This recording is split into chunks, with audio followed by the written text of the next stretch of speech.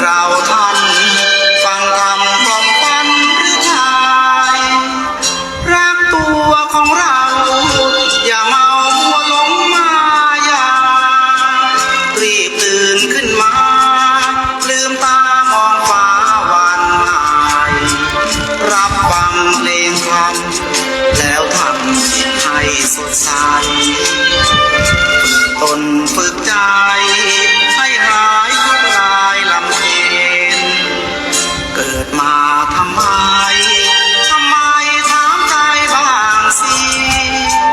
เกิดมาทั้งทีอย่าใช้ชีวิตเริงเล่นสิ้นธรรมจัญญาเมื่อหน้าว่าไม่จำเป็นบัณฑิตแลเห็นเหยียดเย็นยามเท้าเศร้าสวงคิดกันทุกคราเกิดมาไม่ช้าก็ตาย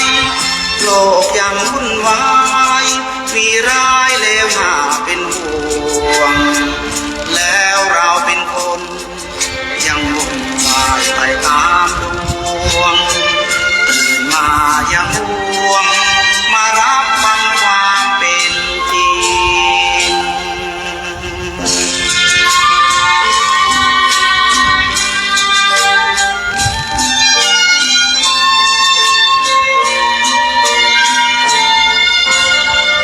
คิดกันทุกคราเกิดมาไม่ช้าก็ตายโลกยังวุ่นวายมีร้ายเลวน่าเป็นห่วงแล้วเราเป็นคนยังวนวายไปตามดวงตื่นมายังห่วงมารับฟังความเป็นจริง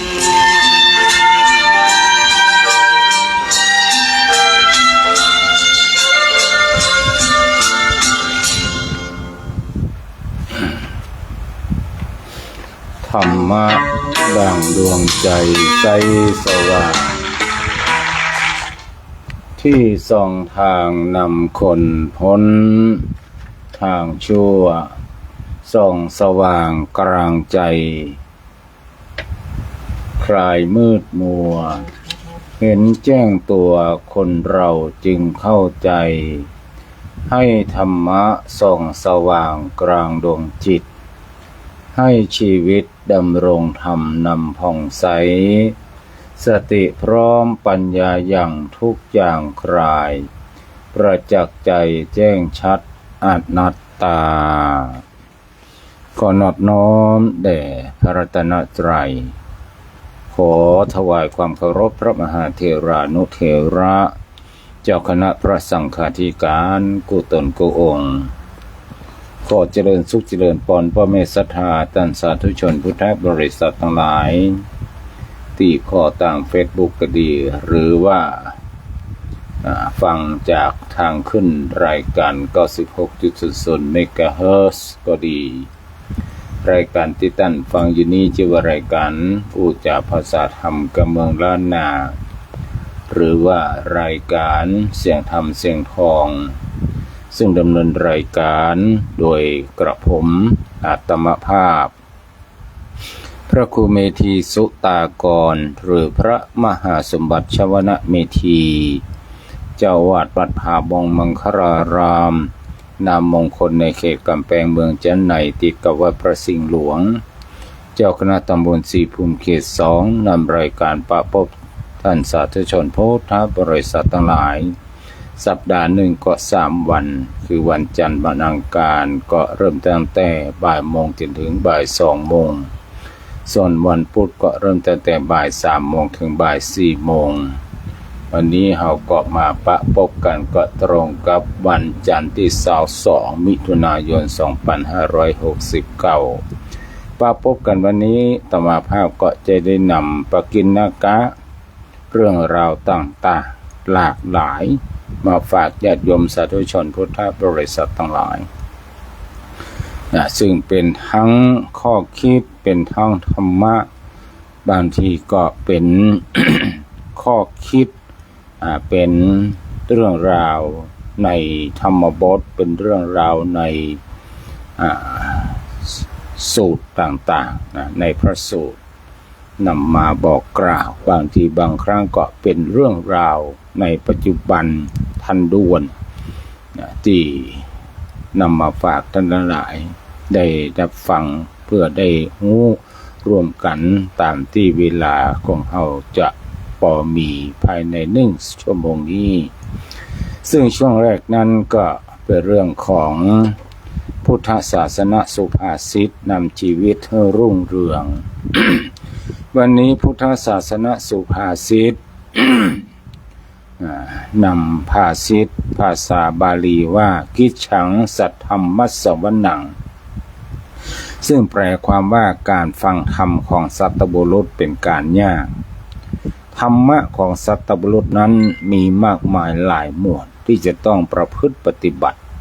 คนธรรมดาสามัญที่ใฝ่ฝันจะได้เป็นสัตบุรุษนั้นก็มีนักหากแต่ยากนักหนาที่จะสามารถรักษาศีล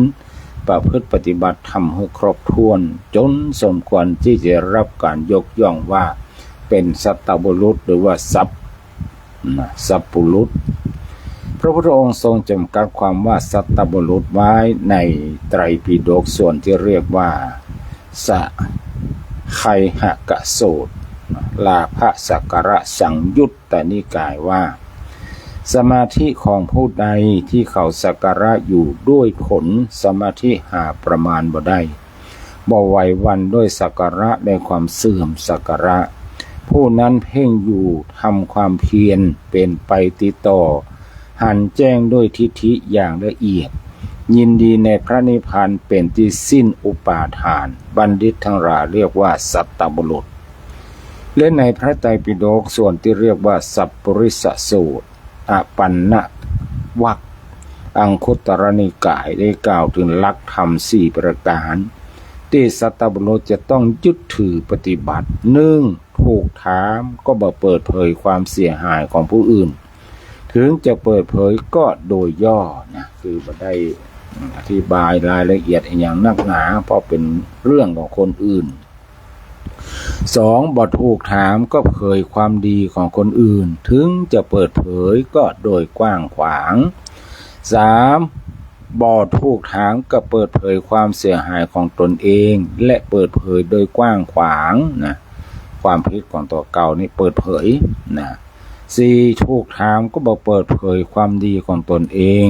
ถึงจะเปิดเผยก็โดยย่อก็คือบ่อวดคุณงามความดีของตัวเก่าลักษณะของมนุษย์ปุถุชน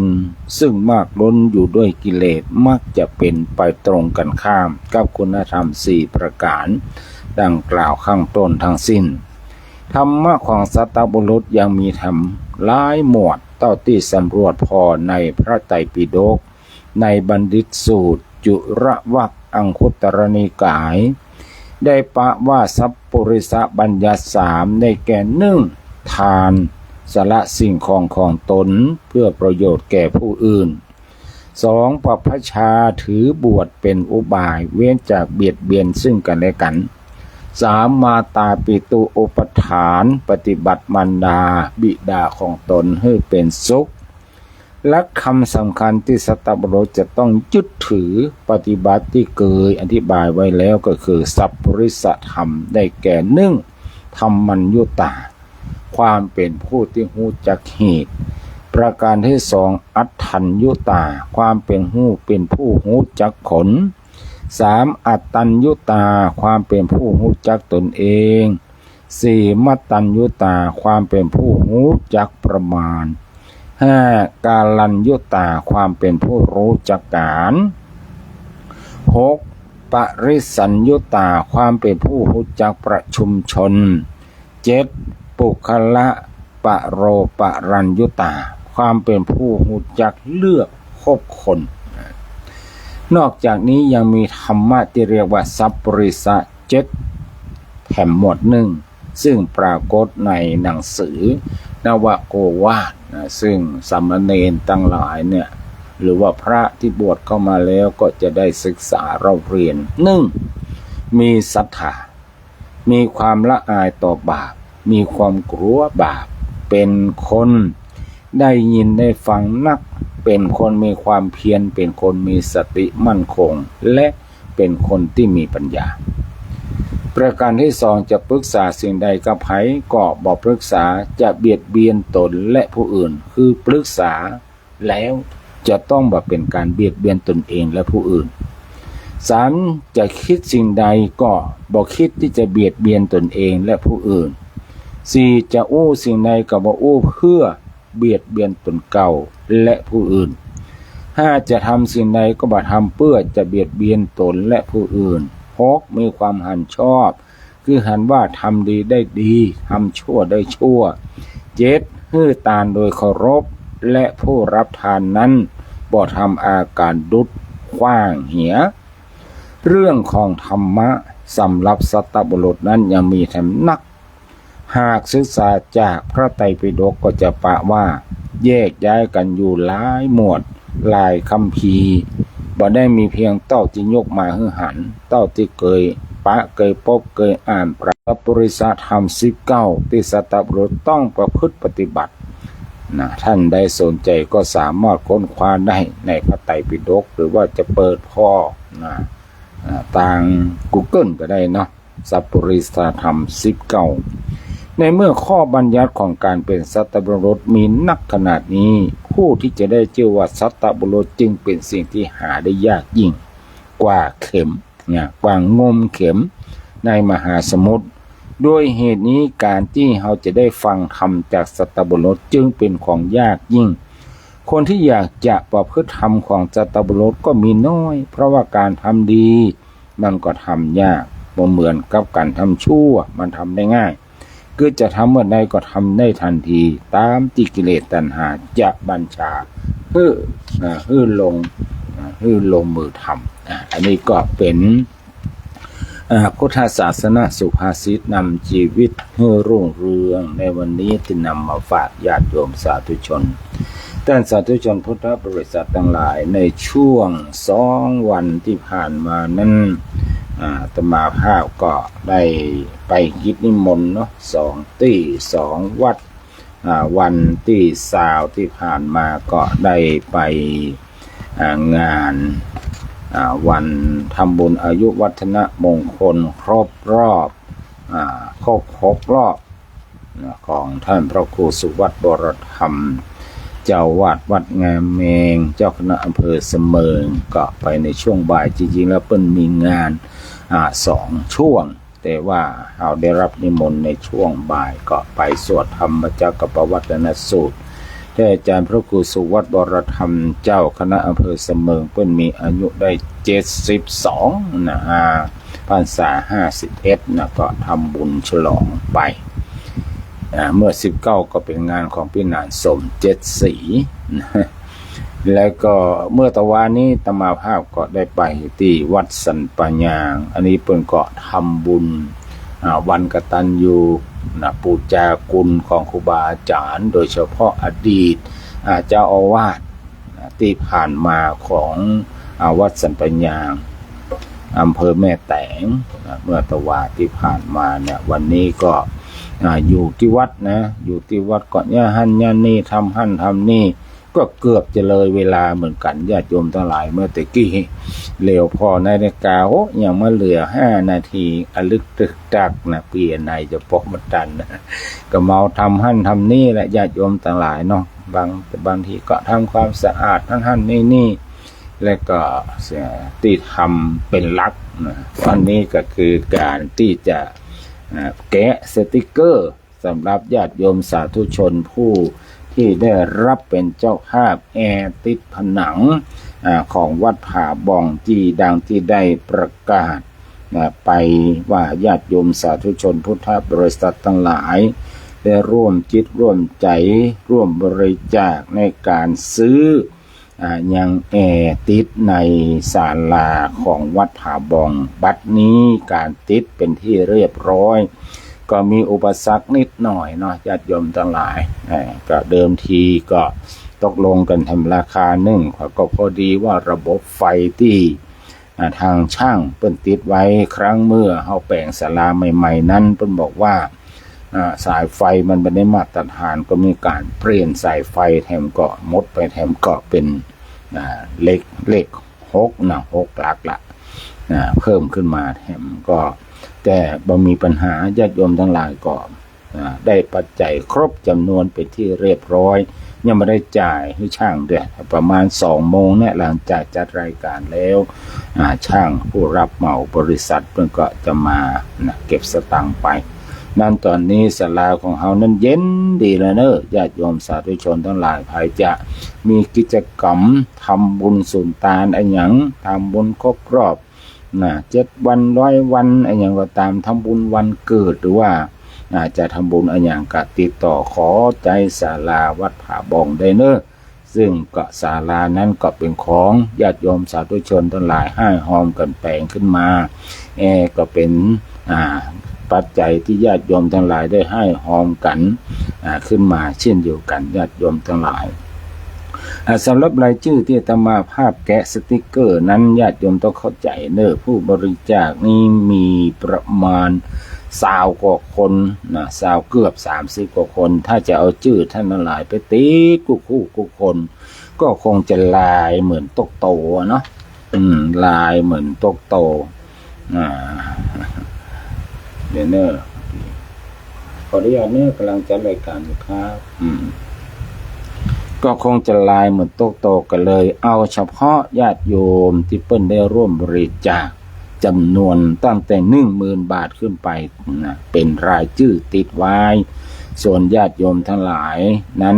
มันจะเป็นอย่างไรเดี๋ยวอาตมาภาพจะบอก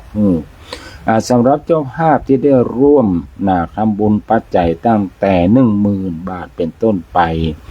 ท่านแรกก็ได้แก่คุณสุวัฒนาหรือว่าคุณแม่สุวัฒนาคำพาอุทิศส่วนบุญสุกุศลให้มิสเตอร์โรเบิร์ตเอลเลียสจำนวนเงินก็ 22,000 บาทคุณปิยธิดาตียาพรจำนวน 12,029 บาทแล้วก็มีพ่อเฉลิมพลสวัสดิพงศ์พันตำรวจตรีปัณรัตน์คุณสิรินทร์รัตน์คุณนัทสกิตตาคุณนางสาวชยานิสาบุญอินอุทิศส่วนบุญกุศลให้คุณแม่ประมวลสวัสดิพงศ์ 20,000 บาทคุณธนิตคุณพรณีร้านทองตอสุวรรณตลาดธานินพร้อมด้วยญาติพี่น้องอุทิศส่วนกุศลให้แม่บัวเรศสุโขทัยรัตน์ 10,000 บาทในแผ่นสุดท้ายนี่ก็จะเป็นแผ่นที่พ่อแม่ศรัทธาที่ได้ร่วมบริจาคที่ลำดับลงมาก็จะมี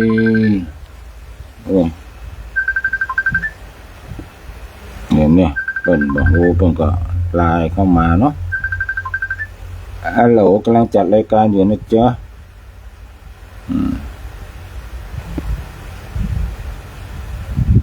โยมเปิ้นบอกโอ้มัน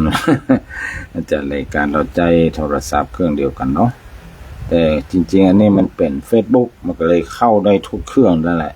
แต่มามีใจ2 เครื่องนึงก็ตั้งถ่ายเครื่องนึงก็เอาไว้รับญาติโยมสาธุชนทั้งหลาย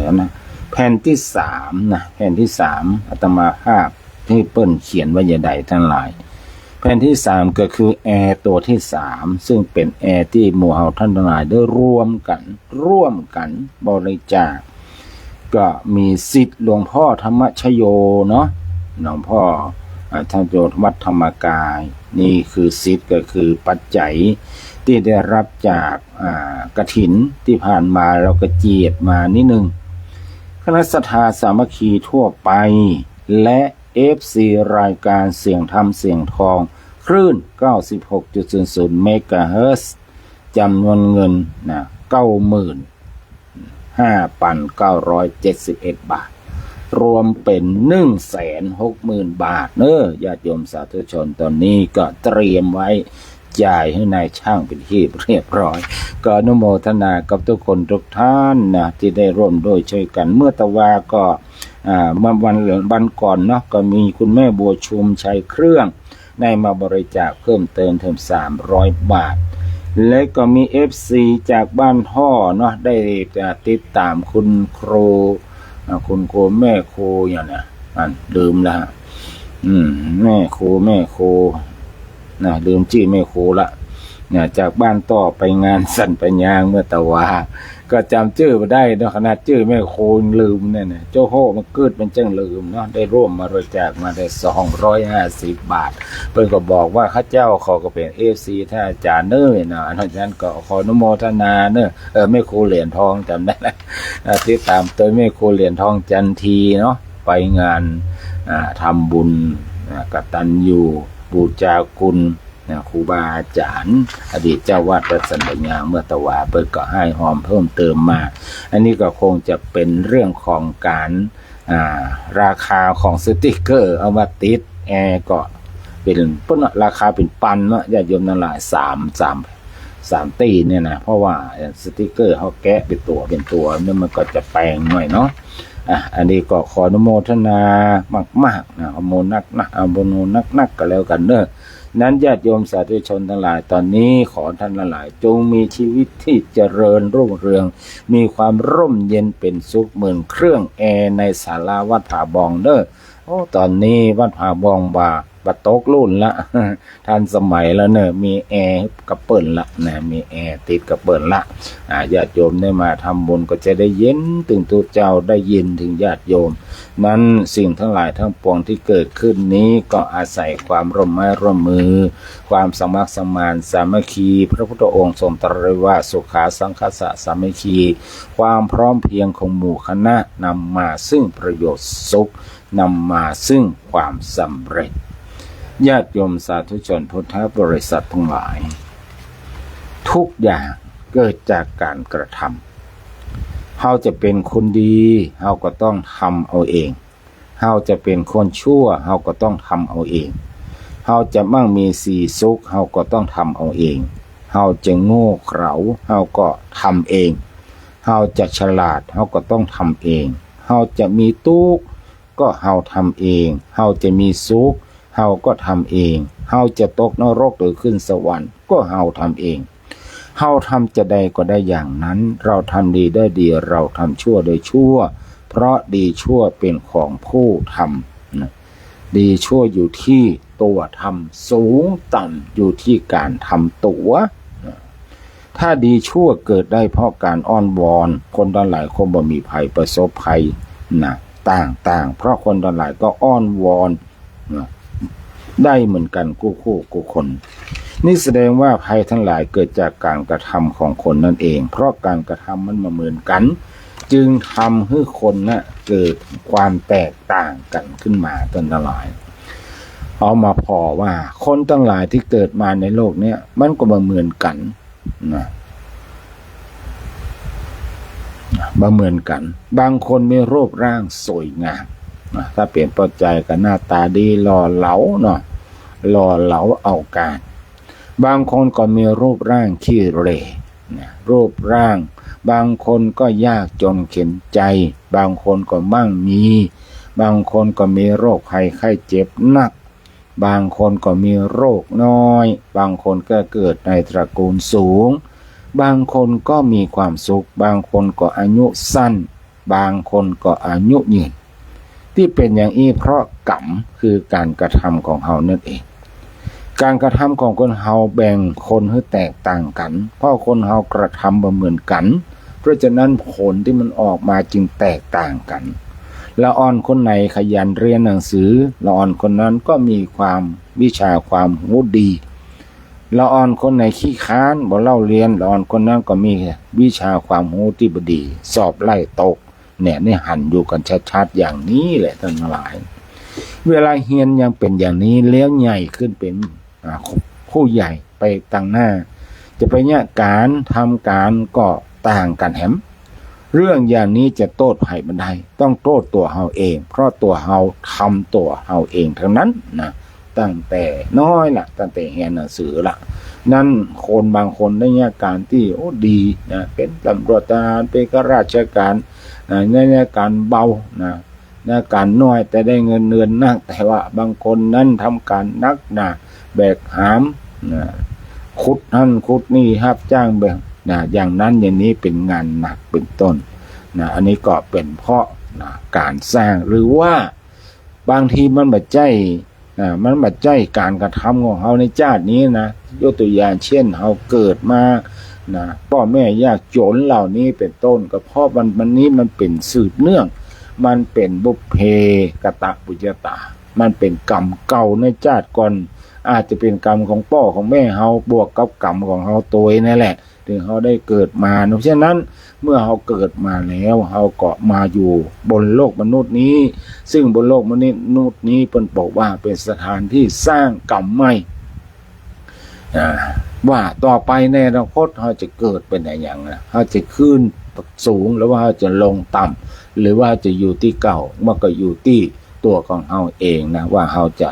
ทำตัวอย่างใดทั้งหลายคนที่ไปเชื่อกรรมคือการกระทำของตนเองนั้นมีความเชื่อว่าดีชั่วสุขทุกข์บอกได้เกิดจากตนกึดหันว่ามาจากคนอื่นจะหันได้เมื่อคนเช่นนั้นถูกภัยบางอย่างครอบงำหรือต้องการอย่างบางอย่างก็ทำการบนบานเช่นบนบานต่างๆเป็นต้นนะอันนี้ก็เป็นเรื่องของฉะนั้นท่านหลายคนเฮาเนี่ยดีชั่วอยู่ที่ตัวทำสูงต่ำอยู่ที่ทำตัวดังนั้นเฮามีโอกาสเกิดมาเป็นมนุษย์ซึ่งเป็นสิ่งที่ยากในความยากทั้ง4อย่างที่ได้กล่าวมาคือความยาก4ประการนั้นน่ะคือยากที่1คือเกิดยากที่เฮาได้เกิดมาเป็นมนุษย์เพราะว่าสัตว์ในโลกนี้มีมากมายหลายล้านชนิดเนี่ยเฮาไปเกิดเป็นสัตว์อื่นอย่างเขาต้องเกิดเป็นมนุษย์โดยนะและจำนวนมนุษย์ก็น้อยนะแต่นั่นหลายเดี๋ยวนี้ทำให้เกิดน้อยอู้กันเนาะกับพระก็หลวงพ่อต่างจอมตองมาไปกี่วันเนี่ยก็บอกว่าโอ้นะที่บ้านผมเนี่ยเกิดมาสัก10 ปลายนะหรือว่า5 คนหรือ10 ปลายเนี่ยแค่ลืมไปละบอกว่าแต่ตายไปเป็น30 ปลายเนี่ยเพราะฉะนั้นจำนวนผู้ที่ตายไปเนี่ยมันน้อยแล้วผู้เกิดนั้นมันน้อยคนที่ตายไปมันหนักกว่านั้นการเกิดเป็นมนุษย์นั้นเป็นสิ่งยากในประการแรกประการที่2การที่เรารักษาตัวตนให้มีชีวิตยืนยาวมาได้จนถึงวันนี้เนี่ยก็ถือว่าเป็นของที่ยากยิ่งเอามานึกถึงบางทีว่างๆเอามากืดหาเพื่อนฝูงของเราที่เคยไปมาหาสู้เคยคบกันนะมาเนี่ยโอ้เขาต้องจากไปเหี่ยบางทีเรากืดไปเขาต้องลายเรานั่นบัดเดี๋ยวนี้เขาจะไปอยู่ที่ไหนคนเองได้ให้นะคนเฮาเนี่ยถ้าตายไปแล้วเนี่ยตึ้งมาหันหน้ากันแถมซ้ำละญาติโยมทั้งหลายมาเสาะเนี่ยจะห่อเข้าไปจะขึ้นรถลงเรือจะขี่เครื่องบินไปเสาะหาบนโลกนี่มันบ่ปะแถมแล้วนะอันนี้ที่เฮารอดมาได้ก็ถือว่าเป็นสิ่งที่ยากในประการที่2ประการที่3ก็คือการได้ฟังธรรมของสัตบุรุษที่ว่าเมื่อตะกี้นี้ประการสุดท้ายนั่นก็คือการเกิดของพระบรมศาสดาพระสัมมาสัมพุทธเจ้านั่นก็ยากยิ่งที่มันเกิดมาหลายคนบอกว่าพระสัมมาสัมพุทธเจ้ารูปต่อไปเพิ่นจะเกิดมันจะเกิดเมื่อใดก็บอกงูญาติโยมทั้งหลายนะเกิดเมื่อใดก็บอกงูตอนนี้ 2,000 กว่าปีก็ยังเป็นพระพุทธเจ้าองค์เดิมอยู่นะเพราะฉะนั้นความเกิดก็เป็นของที่ยาก1 ใน 4ของยากทั้งหลายทั้งปวงญาติโยมสาธุชนพุทธบริษัททั้งหลายคนก่อนที่จะรับจะนอนหรือว่าถึงเวลาแม่ค่ำแมลงมาเนาะหลายคนก่อนที่จะรับจะนอนก็มีการทำวัดสวดมนต์เป็นกิจวัตรโดยเฉพาะพ่อแม่ศรัทธาที่เป็นคนเฒ่าคนแก่เนี่ยว่าการทำวัดสวดมนต์เนี่ยมันจะทำเขาได้อย่างเนาะจากการทำวัดสวดมนต์ให้จิตเป็นสมาธิลองย้อนดูชีวิตประจำวันของคนเฮาแต่ละวันทุกวันจะเห็นว่าจิตของคนเฮานั้นเข้าไปศึกษาเข้าไปเรียนรู้เข้าไปปฏิบัติเข้าไปใจเข้าไปจัดการเข้าไปเป็นเจ้าของกับสิ่งที่มีความหมายว่าถูกใจหลายเรื่องหลายสิ่งหลายอย่างหลายบุคคลและแต่ละคนความรู้สึกนึกคิดมันก็ไม่เหมือนกันเมื่อถึงเวลาทำสมาธิเนี่ยท่านหลายมันทำให้จิตของเฮาเนี่ยทำให้จิตทำให้จิตทำหน้าที่ที่คือเกิดสมาธิจะนั่งให้จิตนิ่งอยู่กับจุดใดจุดหนึ่งอย่างใดอย่างหนึ่งนั้นมันยากนะ เพราะจิตจะนิ่งได้นั้นมันต้องมีความเป็นปกติก่อนนะยิ่งเอาไปทำนั่นทำนี่นะไปทำกิจนั้นกิจนี่ยิ่งเป็นสิ่งที่บดีทำหายนะโจโหเขาไปนั่งทำสมาธิมาตึงมาหลบปนหัวมันเป็นมารเนี่ยเนาะฉะนั้นบทสวดมนต์ไหว้พระจึงเหมาะแก่ผู้ยังทำหน้าที่การงานในชีวิตประจำวันท่านทั้งหลายประจำเป็นต้องเป็นนั่งทำสมาธินะคดถวายงายองค์ตีนมือขวาทับมือซ้ายเนี่ยมันต้องถึงขั้นขนาดนั้นแค่เฮาสวดมนต์นะไหว้พระเนี่ยจึงเหมาะสมกับเฮาท่านทั้งหลายที่กำลังทำการทำงานอยู่ทำให้จิตเป็นสมาธิเพราะทำให้จิตใจเป็นปกติแบบเบาสบายเช่นจากจิตที่รับรู้หลายๆเรื่องในวันนั้นซึ่งทำให้จิตหยาบก็ดึงให้จิตบ่ให้อยู่กับเรื่องเดียวที่มีความหมายบริสุทธิ์เช่นสวดมนต์บทพุทธคุณธรรมคุณสังฆคุณเรื่อยไปถ้าหากเอาท่องได้ขึ้นใจแล้วจิตนึกปากออกเสียงหูได้ยินนะเป็นภาษาบาลีและแปลเป็นภาษาไทยหูความหมายจิตตรองหูความหมายนั้นทุกถ้อยคำทุกประโยคทุกเนื้อหาสาระตั้งแต่เริ่มต้นจนจบทั้งหลายติปิโสภะคะวารังสัมมาสัมพุทโธเนี่ย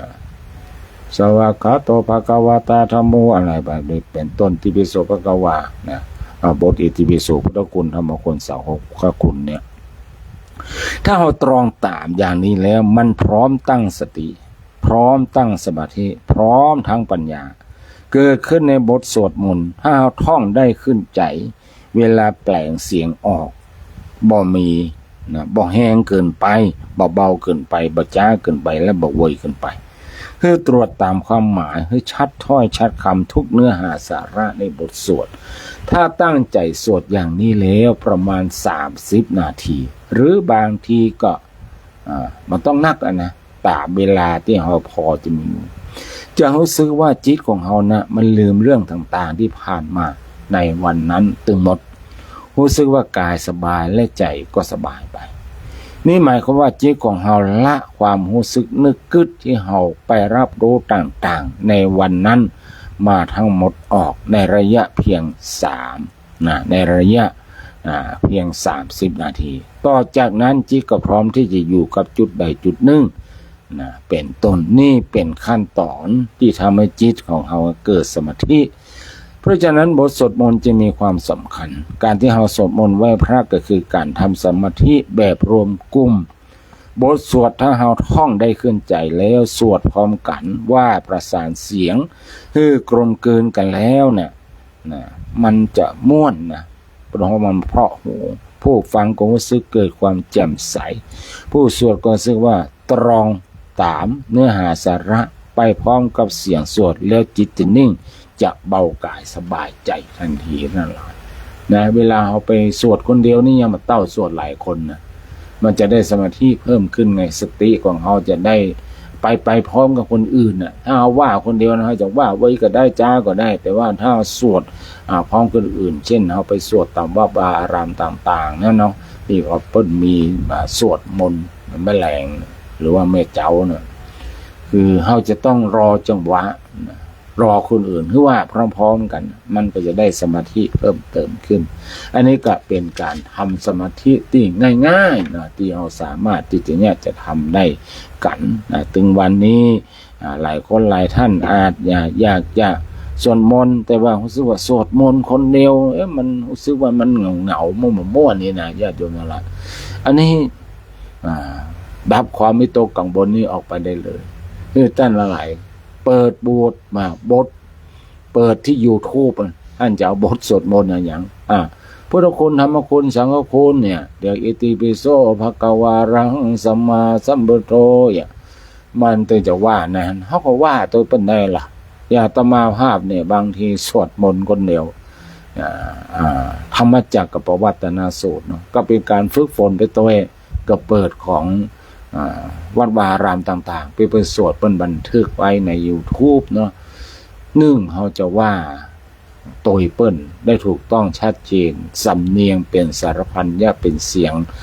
สวดแบบไทยภาคกลางนั่นแหละนะโมตัสสะภะคะวะโต อะระหะโตสัมมาสัมพุทธัสสะนะโมตัสสะภะคะวะโตอะระหะโตเนี่ยเป็นต้นทั้งหลายเนี่ยถ้าหากมาเขาว่าคนเดียวอาจจะผิดถ้อยผิดคำไปอันนี้ก็เป็นวิธีการอย่างหนึ่งนะอันนี้ก็ท่านทั้งหลายได้นำมาฝากกับญาติโยมสาธุชนพุทธบริษัททั้งหลายตอนนี้ก็เป็นเวลาบ่ายโมงกับ30 นาทีกว่าวันนี้บอกว่าไม่น้อยนะผู้จะรายการร่วมฟังรายการอยู่ก็ถ้าฟังรายการก็โทรเข้ามาได้เลยเนอะวันนี้จะมีเรื่องราวอะไรยังมาฝากกับท่านผู้ฟังเนาะก็โทรเข้ามาได้เลยวันนี้ก็เป็นวันจันทร์นะโยมไม่น้อยคงจะสุขภาพร่างกายคงจะดีไปไหนก็โทรเข้ามาได้เนอะโทรเข้ามาพอดีเนอะนะไม่เลี้ยงตลาดนัดบ้านดอนโทรเข้ามาแล้วอ้าวโยมไม่น้อยว่ามาไว้ซาเจ้าอันมันยิ้มชัดเจนกับหมู่เนาะมันดังก้อย2 ขีดข้างนี่ดังนะเจ้าดังเหรอดังนี่ดังแล้วมันดังก้อยนี่เจ้าแบบน่าจะก้อยนะไม้จู้นี่แหละเนี่ยเจ้าเอาอะไรเนาะส่วนตัวยายน้อยตาสาตาสีโดยความภักดีจึงเข็นข่าวสอยถ้าพิษคำซับสักเล็กสักน้อยอภัยยายหน่อยเนินนาย11 นิยอน้ำตาลิ้นไหลโตประเทศไทยห้องไห้กันเจ้าใจหันข่าวเลี้ยวปากันโศกเศร้าถึงวันคำเจ้าเล่งง่ายตานพระองค์พาสินพระชนไปคนตึงเมืองไทยใจสลายเจ้าขอไหว้อาลัยพระองค์ล้นเก่าข้าพุทธเจ้าน้อมเก่าอาลัยวันนี้ยายน้อยจักหูเริ่มตายมนุษย์จริงใจบ่รอดตายเจ้าทำดีกันไว้บ่ต้องรอเท่าบ่ฮู้เนอเจ้าจักตายเมื่อใดคนเฮามนุษย์บ่ลุดรอดตายตุเจ้าเนนนายบ่รอดตายเจ้าอายุอานามตามแต่กรรมเก่ามาคบหลอกเจ้าเมื่อใดขอพระองค์พาสิ7 ปีไปสินพระสนไปแล้วกาเลอแต่ความดีละไว้โลกลาละลึกไว้กาทำดีเอาไว้แม่ซากซบตนคนเอาเขาใหม่บ่เลออันใดเขินข้างเลอชั่วกับดีบ่มีมวยมากคือผลตีสั่งไปเมินทำดีละไว้คนสรรเสริญทำโชว์คนเมินไผบ่อวดอ้างมีไหว้ประดับไว้กับโลกกว้างสืบต่อยาวนานโจฟ้าอยู่ปูโลกีบ่มีต่ำจ้าดังพระองค์พาทำดีถึงจะม่วยมิตรดับจิตเป็นผีแต่ว่าความดีมีไว้โลกลาโจนิรันดร์การยาวนานไปหน้าไผบ่นินทาวาหาย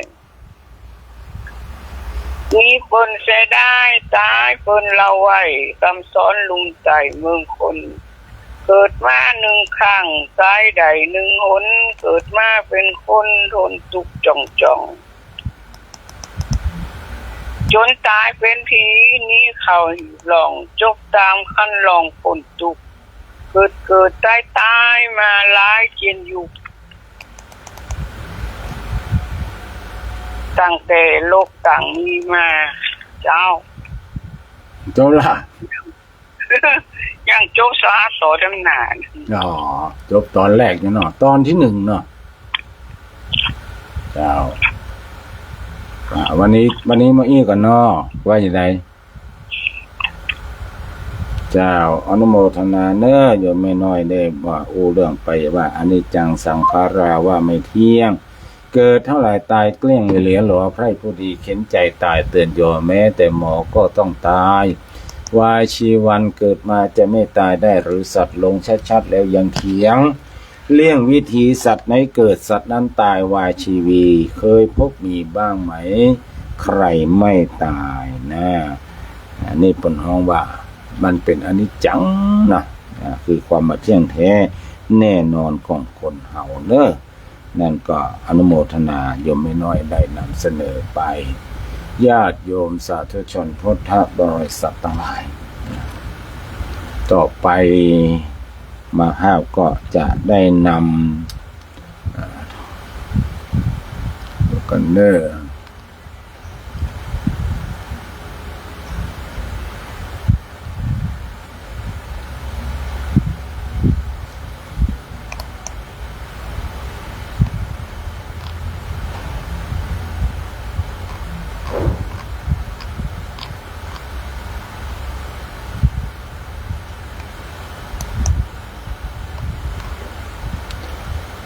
จะได้นำนิทานชาดกเนาะมาเล่าท่านทั้งหลายสักเรื่อง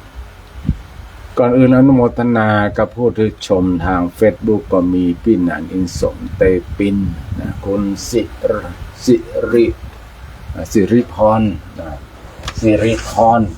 เดอะสกุลเตอะสกุลคุณแม่โสมอังคณาคุณมนทาto you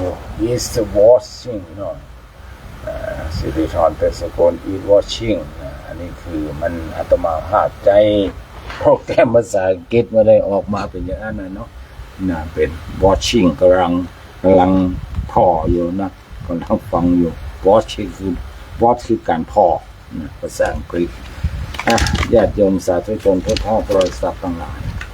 ในสมัยหนึ่งพระพุทธเจ้าประทับอยู่วัดเวรุวันกรุงราชคฤห์ทรงปรารภพราหมณ์เจ้าเมืองผู้หนึ่งซึ่งเป็นผู้ถือมงคลตื่นข่าวคือเป็นคนที่ตื่นข่าวเจื่อนั่นจริงนี้นะ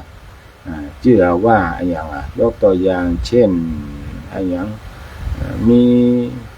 บ่อน้ำติบกาหรือว่ามีหน่วยไม้ติบกินแล้วหายโรคภัยไข้เจ็บเป็นต้นเป็นห้องระบาดเป็นลักษณะมงคลตื่นข่าวบ่เลื่อมใสในพระรัตนตรัยคือบ่เชื่อในพระพุทธธรรมพระสงฆ์เป็นมิจฉาทิฏฐิแต่ว่าเขาเนี่ยมีโภคทรัพย์หนักมีสมบัติหนักเรื่องมีอยู่ว่าวันหนึ่งหนูได้ไปคบผ้านุ่งกู้นึ่งของพราหมณ์ที่เก็บไว้ในหีบเขาเกิดว่าความพินาศอย่างใหญ่หลวงจะมีแก่ครอบครัวของเฮาและผู้ที่นุ่งผ้ากู้นี้จึงให้ลูกใจท่อนไม้ท่อนไม้คอนผ้าไปขว้างในป่าจ้าปีดิบเพื่อลูกใจเอาไม้ต้นห้องมาหาวผ้าเนี่ยแหละไปขว้างในป่าจ้าปีดิบเจ้าตู่ของวันนั้นพระพุทธองค์ได้ตรวจดูเวนยสัตว์หันอุปนิสัยของโสดาปฏิผลของพราหมณ์ป้อลูกกุนี้จึงเสด็จไปเหมือนนายพรานตามรอยเนื้อได้ประทับยืนอยู่ที่ประตูป่าจ้าปี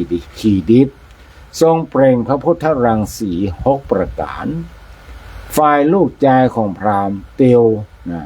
เดินคอนผ้าเข้าประตูป่าจ้าผีดิบมาเมื่อพระพุทธองค์ตรัสถามจึงเล่าเรื่องนั้นให้ฟังพระพุทธองค์จึงตรัสให้ทิ้งผ้านั้นเหี่ยพอมานพนั้นเอาผ้านั้นขว้างแล้วพระองค์ก็ทรงถือเอาผ้านั้นต่อหน้ามานพนั่นเองทั้งที่ถูกมานพนั้นห้ามอยู่ว่าโอ้จะไปยุบนะภาษาไทยว่าอย่าจับนะผ้านั้นมันเป็นอวมงคลพระองค์ก็ทรงถือผ้านั้นเสด็จกลับวัดเวรุวันไปมานพฟังกลับไปบ้านคือละอ่อนคนนั้นนะพ่อใจคนนั้นก็ไปบอกเรื่องราวให้ป้อของตัวเก่าพราหมณ์พอได้ฟังลูกใจเล่าเรื่องจบก็ตกใจด้วยเกรงใจว่าความพินาศจะมีแก่พระสัมมาสัมพุทธเจ้าและพระวิหารผู้คนจะครหานินทาได้เฮาต้องหาผ้าผืนใหม่ไปถวายแลกผ้ากู้นั้นนำกลับไปขว้างเหียในป่าจ้าจึงชวนลูกชายและคนรับใช้นำผ้าใหม่ไปที่วัดเวรุวันขอถวายผ้าใหม่แลกกับผ้ากู้นั้นคืนมา พระพุทธองค์ทรงตรัสว่าพราหมณ์พวกเรามีนามว่าบรรพชิตผ้าเก่าๆที่เขาทิ้งหรือตกอยู่ในเช่นนั้นย่อมควรแก่พวกเราท่านเองก็บ่ใช่แต่จะเพิ่งเป็นคนมีความเชื่ออย่างนี้ในบัดนี้เท่านั้นแม้ในครั้งก่อนก็เคยมีความเชื่ออย่างนี้เหมือนกันและได้ตรัสนิทานนิทานสาธกแล้วตรัสพระคาถานี้ว่าผู้ใดถอนทิฏฐิเรื่องมงคลอุบาทความฝันและลักษณะได้แล้วผู้นั้นล่วงพ้นสิ่งอันเป็นมงคลและโทษทั้งปวงครอบงำกิเลสเป็นคู่และโยคะทั้งสองประการได้ประกับมาแถมนะอีกนะคือจะประปิกมาแถมอันนี้เป็นความเชื่อของพราหมณ์ว่าถ้าเก็บไว้ในผ้ามันโดนหนูครบเนี่ยเอาไว้ไม่ได้ละต่อไปกว้างอย่างเดียวแต่พระพุทธองค์เนี่ยทรงสอนให้กับสาวกทั้งหลายว่าให้นุ่งผ้าบางสุกุลเป็นมัดคือผ้าติเปิ้ลทิ้งก็ดีผ้าติเปิ้ลห่อศพก็ดีเนาะเปิ้ลจะฮืดตัวเจ้าก็จะไปซ้อเอาไต่ในป่าช้าสมัยตะก่อนเอามาซักเอามาเย็บเป็นจีวรก็เนื้อผ้ากอยก็ถ้ามันย้อมด้วยสีเข้มๆนะสีแก่นขนุนแก่นไหนอย่างนี้นะเหมือนสมัยก่อนเปิ้ลจะย้อมด้วยเปลือกไม้ถ้ามันย้อมเข้มๆนี่มันคงจะเบลอเก๋ๆเนาะเป็นน้ำเลือดน้ำหนองยังได้ก็มีญาติโยมสาธุชนทั้งหลายสู้ผ้าไปเดียวไปได้ ผ้าไปเดียวนี่ตำร้านขายสังฆพันธ์นี่มีผ้าใหม่เอี่ยมเลยจะเอาเบอร์อย่างเนี้ยอันนี้ก็มาเหมือนสมัยก่อนแต่ว่าสมัยพุทธองค์นั้นพระพุทธองค์บอกว่าอันเนี้ยมันสมควรแก่พระภิกษุสงฆ์ในพระพุทธศาสนานี้แล้วพราหมณ์ก็แต่ละนะว่าพุทธองค์เอาไปกับจนลูกใจว่าเอาผ้าใหม่ไปถวายพระพุทธองค์มาได้มันจะคืดตกพระพุทธองค์เพราะเชื่อว่าผ้าที่ถูกหนูครบแล้วผ้าสวดไปใส่เนี่ยมันจะเอาไปใจมันจะตกคืดนี่นะว่าจะอันนี้ก็เป็นความเชื่อของเขาและญาติโยมสาธุชนทั้งหลายอันนี้ก็เป็นชาดกแบบย่อๆเนาะนำเมื่อท่านทั้งหลายคือมงคลชาดกแล้วว่าหนูกัดผ้านี่นะท่านทั้งหลายญาติโยมสาธุชนพุทธบริษัททั้งหลายต่อไปก็เป็นความรู้เล็กๆน้อยๆแต่เป็นความรู้เกี่ยวกับธรรมะเนอะเป็นว่าเพราะนิสัยลูกการอบรมลูกทั้งดีนั้นขอกล่าวเป็นลักๆย่อๆไว้ดังต่อไปนี้ 1. การเพาะนิสัย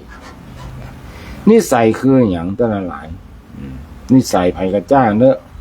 ลูกเฮาก็ดีตัวเฮาก็ดีนะตุเจ้าก็จ้างอาตมาก็จ้างเนอะก็มีนิสัยเหมือนกันหมดนิสัยคือความเคยชินตรงกับคำว่าติดถ้าติดนี่เช่นอย่างติดบุหรี่ติดเหล้าติดกาแฟติดแอลติดการพนันรวมเรียกว่าใครมีความเคยชินทางไหนก็เรียกว่าติดนิสัยในต่างนั้นซึ่งอาจเป็นข้างดีหรือข้างเสียก็ได้ต่างดีก็ได้ต่างเสียก็ได้เหตุที่ทำให้เกิดนิสัยคือการกระทำอย่างที่เลิงภาษาเมืองว่าเลิงภาษาไทยว่าบ่อยๆคนเราเวลาไปทำอย่างเข้าหรือทำซ้ำๆจิตก็จะเกิดความเคยชินในสิ่งนั้นเมื่อเกิดความเคยชินแล้วก็คือมีอันอยากจะทำสิ่งนั้นแถมและถ้าได้ทำแล้วก็รู้สึกสบายใจเป็นพิเศษหากบ่ได้ทำก็จะรู้สึกว่าหงุดหงิดอยากอย่างคนที่ไปติดบุหรี่ต้องสูบเป็นระยะเรื่อยไปจึงจะสบายใจเพราะฉะนั้นเราอยากจะให้ละอ่อนหรือว่าเด็กมีนิสัยไปทางใดก็พยายามจัดให้ละอ่อนหรือว่าเด็กได้ทำหรือได้อยู่ในสิ่งแวดล้อมชนิดนั้นบ่อยๆยกตัวอย่างเช่นอยากให้ลูกเขาก็ดีเป็นคนใจบุญสุนทานก็ให้ปาไปวัดทำบุญตักบาตรบ่อยๆเป็นต้นจริงๆแล้วภาษาเมืองว่าเลิงเนาะแต่บัดเดียวคนบัดเดียวมันอู้สูนกันบางทีตมาห้าจะอู้เอาเป็นเมือง 100% เนี่ยก็กลัวญาติโยมทั้งหลายที่เปิ้นเป็นไทยแต่มาอยู่บ้านเมืองเฮาน่ะเปิ้นก็จะได้มาได้คู่กรรมเนาะมันเลิกลงไปเปิ้นก็บ่ได้ และนิสัยอย่างใดที่เฮาบ่ต้องการก็พยายามอย่าให้เราอ่อนทำอย่างนั้นบ่อยๆจนกว่าเด็กนั้นจะรู้สึกผิดชอบชั่วดีด้วยตนเองในการเพาะนิสัยนี้มีสิ่งสำคัญอยู่อย่างหนึ่งที่มีอิทธิพลโน้มน้าวจิตใจของเราอ่อนได้นั่นก็คือสิ่งแวดล้อมของเราอ่อนเช่นพฤติกรรมหรือว่าพฤติการของคนในครอบครัวตลอดถึงการจัดบ้านเรือนและคนที่มาเป็นเปื้อนฝูงของเราอ่อนตัวถ้าคนในบ้านชอบอู้คำหยาบเพื่อเราอ่อนได้ยินบ่อยๆเราอ่อนก็ติดเป็นนิสัยอู้คำหยาบนะถ้าบ้านเรือนได้รับการจัดแจงให้สะอาดสะอ้านและเป็นระเบียบเรียบร้อยละอ่อนก็จะมีนิสัยสะอาดสะอ้านเป็นคนมีระเบียบเรียบร้อยตัวถ้าละอ่อนได้เพื่อนฝูงชนิดขี้โกหกหลอกเลียงปลิ้นปล้อน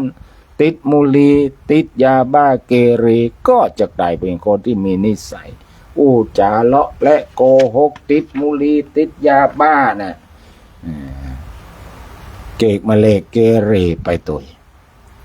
รวมความแล้วในการเพาะนิสัยลูกพ่อแม่จะต้องคำนึงถึงการที่เราอ่อนทำอันอย่างบ่อยๆ2สิ่งและแวดล้อมในครัวเรือนนี่ก็สำคัญ3การคบเพื่อนฝูงประการที่2การอบรมหัวข้อในการอบรมลูกให้ดีนั้นมีอยู่หลายอย่างแม้จะนับก็คงนับบัดครบอาจจะขาดเกินแต่เพื่อเป็นแนวทางในการอบรมขอแนะนำเป็นหัวข้อพอเป็นหลักได้ดังต่อไปนี้ 1. เป็นคนรักเหตุผล 2. เป็นคนยุติธรรม 3. เป็นคนเมตตากรุณา 4. มีความซื่อสัตย์ 5. กตัญญูกตวิธีต่อผู้มีคุณ 6. รู้จักสัมมาคารวะ 7. เปิ้งตัวเก่า 8. ฮักดีทั้ง8ข้อนี้ผู้เป็นพ่อเป็นแม่อาจต่อเติมเข้าไปแถมก็ได้และใน8ข้อนี้หันว่าข้อที่8สำคัญที่สุดนะคือรักดีถ้ามันรักดีนะอย่างอื่นมันก็มีหมดนั่นแหละเป็นคนมีเหตุมีผลเป็นคนยุติธรรมเป็นคนเมตตากรุณามีความซื่อสัตย์กตัญญูกตวิธีรู้จักสัมมาคารวะเนี่ยรู้จักตัวเก่าเปิ้งตัวเก่าการอบรมที่จะให้ผลตามเนี้ยต้องใจจิตวิทยาในการฝึกอบรมมากกว่าที่จะนั่งอธิบายให้ฟังเช่นจะให้ละอ่อนเป็นคนรักเหตุและผลก็ฮัดให้ละอ่อนใจความกึศในปัญหาต่างๆตามวัยของละอ่อนและเมื่อละอ่อนถามอันหยังผู้ใหญ่จะต้องตอบด้วยเหตุด้วยผล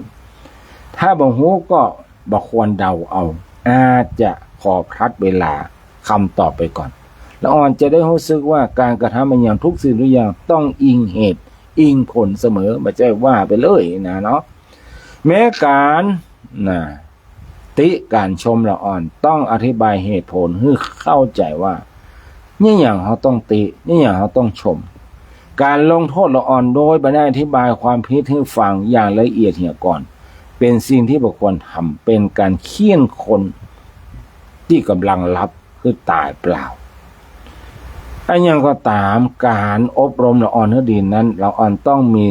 สันดานเป็นคนรักดีอยู่ตัวนะจึงจะได้ผลดีนะท่านทั้งหลายอันนี้ก็วิธีดูแลนะละอ่อนนะหรือว่าดูแลลูกๆของเรานั่นเองท่านทั้งหลายอันนี้อาตมาภาพก็ปัจจัยมีลูกแต่มีการลูกศิษย์นั่นแหละนะมีลูกศิษย์นักอยู่ลูกศิษย์ไม่เป็นปันๆนะตั้งแต่สมัยสอนหนังสือมาเนาะรอถึงลูกศิษย์ด้วยหาอยู่ตามวัดตามวาต่างๆเขาก็มีความรู้ในเรื่องนี้พ้องก็ศึกษามาเพื่อให้ตัวเก่าได้ใจให้ถูกต้องแล้วก็นำมาฝากให้ญาติโยมทั้งหลายได้รู้ถึงวิธีการว่าการที่เราจะปลูกฝังอุปนิสัยใจคอละอ่อนลูกเขานั้นเป็นคนจะใดก็ขึ้นอยู่ที่เราจะฝึกฝนให้เขาเนาะก็มีโยมคนนึงนะถึงวันเนี่ยเพิ่นมีลูกออกประมาณเข้าอนุบาล1อนุบาล2นี่แหละอาตมาสังเกตทุกเจ้าเนาะเพิ่นจะเอารถเครื่องปาลูกเพิ่นมาวัดอาจจะเอาสตางค์1 บาท2 บาทมาให้ละอ่อนอุ้มลูกขึ้นแล้วก็เขาจ่อมตู้บริจาคที่วัดผาบ่องนี่นะ แล้วก็ให้ลูกตีกลองล่ะที่วัดหาบองเวลาทำบุญแล้วเพิ่นให้เคาะของ3 ทีปังปังปังนะอาตมาก็หันเปิ้นเนี่ยมาเป็นปีแล้วนั่นแหละอันนี้ก็เป็นการปลูกฝังอย่างหนึ่งเนาะคนที่ปาลูกปาหลานเข้าวัดเขาก็จะได้อุปนิสัยคือการสังเกตหันคนคนที่มาวัดมาวาเนี่ยบอกว่าจะไว้ไหนก็ตามก็รู้สึกว่าเพิ่นจะมีรักเหตุรักผลเป็นคนรู้จักสัมมาคารวะเวลาจะผ่านหน้าพระภิกษุสามเณรจะกายหน้าผู้หลักผู้ใหญ่ก็จะมีการก้มกันหยังนี่นะถ้าเราอันนี้ก็จะเป็นตัวอย่างที่ดีที่เราอ่อนลูกหลานของเราจะได้พอเล่นนำไปประพฤติปฏิบัตินี่ก็ขึ้นอยู่ที่พ่อแม่จะได้ฝึกฝนให้เขาได้เรียนรู้ในสิ่งดีๆต่อไปเนาะอันนี้อาตมาภาพก็หันว่าเป็นสิ่งที่ดีมีประโยชน์ก็นำมาฝากบางทีบางอย่างบางครั้งหลายคนก็บอกว่าหูแล้วว่าต้องมาพอกมาสอนอาตมาภาพแนะนำสำหรับคนที่เปิ้นบอกหูหรือว่าคนบางคนที่เปิ้นลืมไปหรือว่าคนบางคนเปิ้นอาจจะคิดว่าเป็นสิ่งที่แบบสำคัญเป็นสิ่งที่แบบจำเป็นแต่มาพิจารณาแล้วก็มันมีความจำเป็นอย่างยิ่งแล้วจะได้นำไปประพฤติปฏิบัติต่อไปวันนี้เวลาหมดเวลาก็ขออนุโมทนากับญาติโยมสาธุชนทุกคนทุกท่านที่ได้พอทาง Facebook ก็ดีฟังรายการทางสถานีวิทยุ 96.0 ก็ดีขอท่านทั้งหลายอยู่ดีมีสุขอายุมั่นขวัญยืนคิดมาหิมากล้าขึ้นยิ่งขึ้นไปจะเริญปอน